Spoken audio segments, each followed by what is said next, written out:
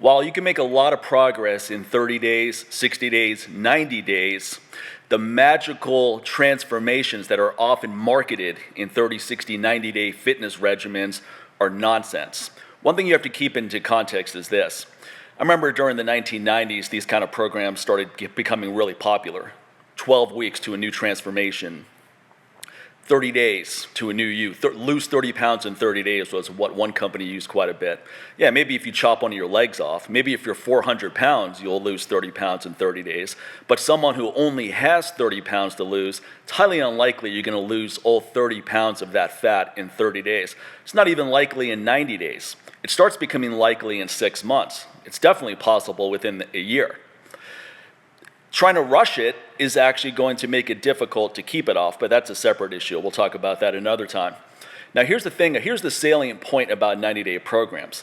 Most of these transformations you see, these before and after photos, are with people that at some point in their life used to be in great shape. And this is important, because if you've been out of shape for 5 years, but let's say 10 years ago you were in incredible shape, your body still has a memory of that, if you will.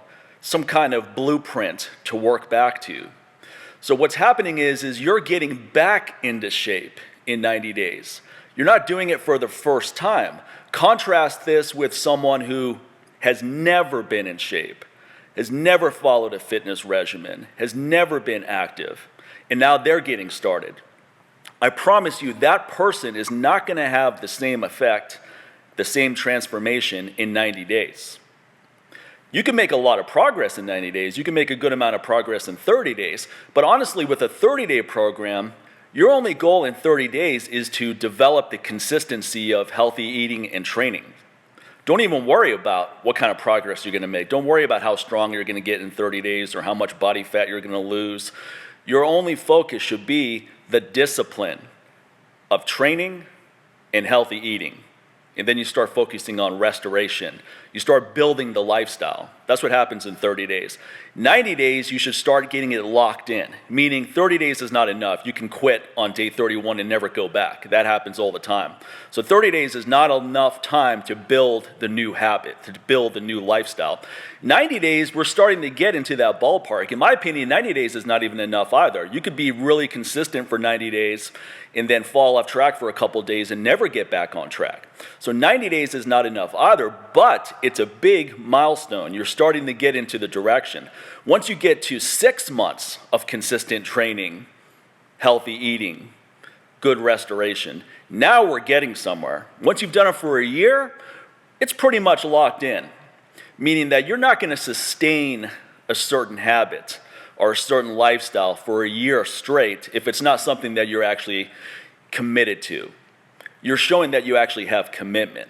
And what we want to do is, we don't want to just train for 30 days or 60 days or 90 days. You want to make this a lifestyle. This should be something you want to do for the rest of your life. So whenever you do a 30-day program, ask yourself, is this something I can sustain?